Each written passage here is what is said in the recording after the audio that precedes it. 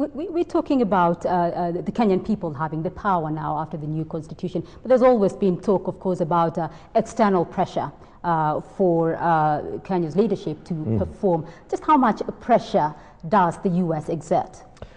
Well, look, I mean, we are Kenya's biggest partner and friend, and have been for many decades. And so we've always taken a strong interest in what happens in this country. And my sense in going around the country is that the Kenyan people realize that their interests and our interests are pretty close together in wanting to see more democracy and transparency and accountability.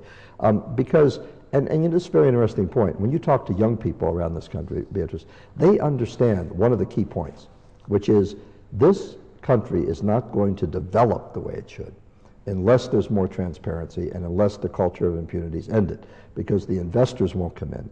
And if they don't come in, these young people will not be able to get the jobs they need because the economy will not grow. So, you know, I think there's a sense that the Kenyan people welcome the role of outsiders. They don't want people dictating to them. They don't want me or the United States preaching to them.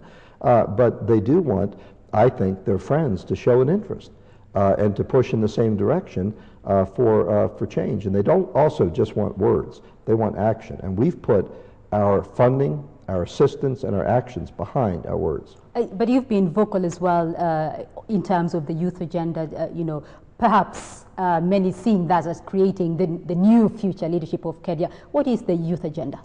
Well, the youth agenda is pretty straightforward. The young people under 30 are about 2/3 of the population, so they're clearly the majority of the population, and they're going to drive the process of change. So when we talk about change coming from the bottom, the people, that's obviously to a large degree young people. And so what I've tried to do is go around the country and help to empower young people, holding town hall meetings with them, listening to them. What is on their mind? What are they thinking about? And also to develop programs to actually help them. And last year, at the end of last year, we announced a $45 million program to empower young people economically with micro-enterprise projects, but also politically to organize and participate in the system.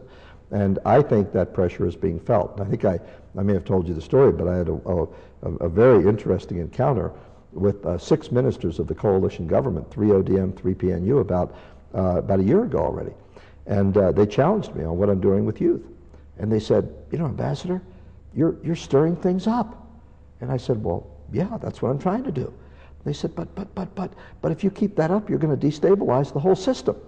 By which they meant the system of the culture of impunity. They didn't mean the democratic system. Oh, I want to get your views now on the question of implementation. The U.S. has been quite supportive of the reform agenda in terms of the implementation process of the Constitution. Yes. What's your take on that?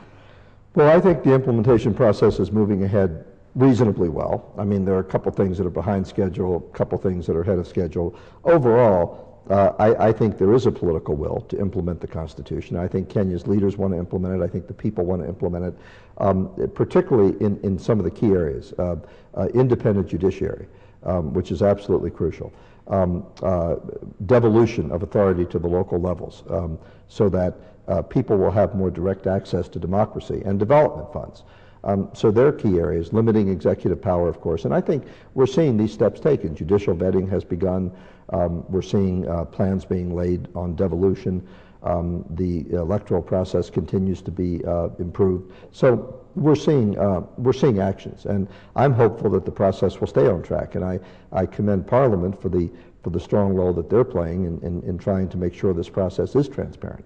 In terms of support, though, from the U.S. Oh, in terms of support, well, here's what we're doing. We just, in fact, I think it was about 6 weeks ago, we signed a new program with Parliament, another $10 million to assist Parliament in its work. And that includes things like helping parliamentarians to get expertise on different issues, helping the committees to strengthen their structures so that they can review this legislation in a transparent way. So that was a $10 million program with respect to Parliament.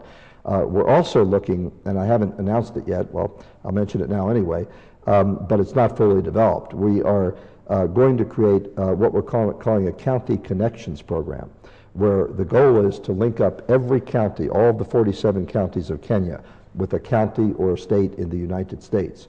And that will have an impact because it will assist in capacity building, obviously exchanges between the two counties, and another mode of direct assistance. So that's another example of what we're doing.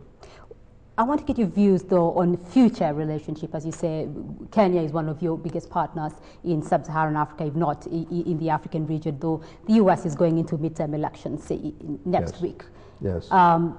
In the event that there is a shift in the balance of power, is there any need for concern in Kenya, especially in terms of follow-through policies? We have just gone through the referendum, a new constitution, and so forth. You know, it's very interesting. The answer is no, and I'll tell you why. Because, you know, there's actually been a very bipartisan approach, bipartisan, both parties supporting the approach on Kenya. Before Barack Obama came in, we played a role in helping to resolve the crisis. When he came in, he strongly supported that. He made it clear he wanted us to be engaged in pushing for change and reform. And so there's actually been the same position taken over the years. So regardless of what happens in the congressional elections, that approach will continue. And it's an approach, you know, where, Beatrice, we're not going to let up the pressure. We're going to maintain pressure because we sense that in Kenya, and the people sense it, they know it. In terms of pressure? Well, the people know, the Kenyan people, and we know too, this is an historic moment. I mean, that term is overused, but it really is.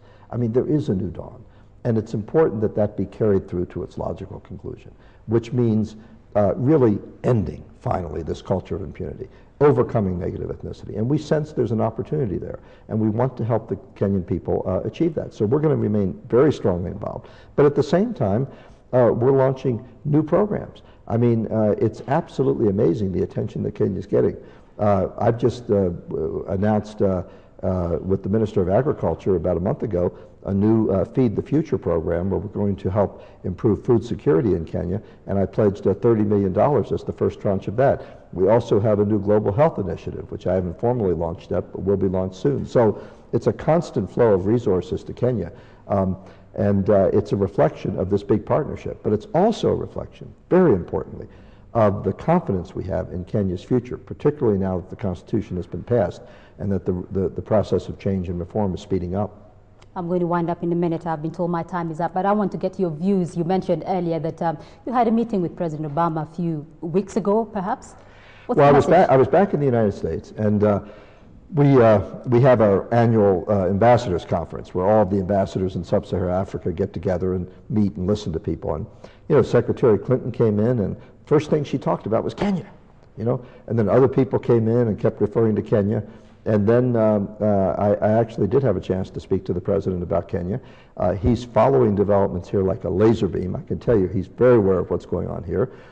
He's pleased with the progress that's been made. He wants to see, again, the implementation process fully carried out in letter and spirit, and he wants to see, obviously, accountability and transparency. So he wants us to remain engaged very strongly, and I intend to do that.